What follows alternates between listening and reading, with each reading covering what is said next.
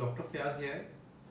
सवाल मेरे पास आया है कि क्या गर्मियों में नमक का इस्तेमाल बढ़ा देना चाहिए और कौन से लोग नमक का इस्तेमाल कर सकते हैं और कौन से लोग नमक से परहेज़ करें, और एडम वर्क या फिज़िकल एक्टिविटी जो लोग ज़्यादा कर रहे हैं उनको कितना नमक इस्तेमाल करना चाहिए, और जो ऑफिस वर्क कर रहे हैं जिनकी फ़िज़िकल एक्टिविटी नहीं है और उनको कितना करना चाहिए। फर्स्ट ऑफ ऑल तो ये है कि अगर सोडियम की बॉडी में कमी हो तो आप लोगों को ठंडे पसीने आ सकते हैं, हाँ आप लोग को चक्कर वगैरह आ सकते हैं, आपका वेट रिड्यूस हो सकता है, आपका जो फेस है वो डल हो सकता है, आपकी आई साइट वीक हो सकती है।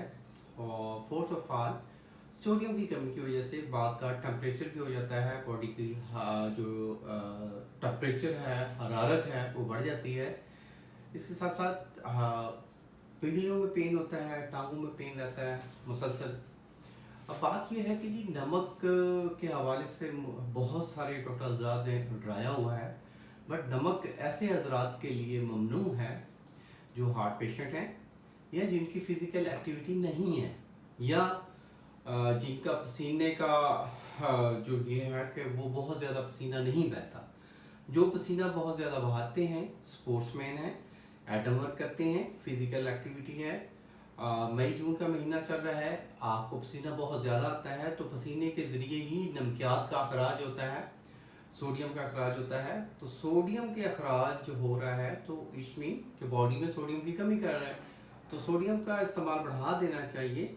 हमारे पाकिस्तान में जो पिंक कलर का सोडियम है, नमक है, उसका इस्तेमाल लाएँ और लाजमी करें। अगर आपका पसीना बहुत ज़्यादा बह रहा है, अगर आपकी फ़िज़िकल एक्टिविटी ज़्यादा है, आप एडम वर्क ज़्यादा कर रहे हैं या आप स्पोर्ट्समैन हैं, तो आपको मिनिमम 1 टीस्पून मॉर्निंग में नाश्ते के 1 घंटे के बाद और 1 टीस्पून तकरीबन असर के टाइम आप इस्तेमाल करें।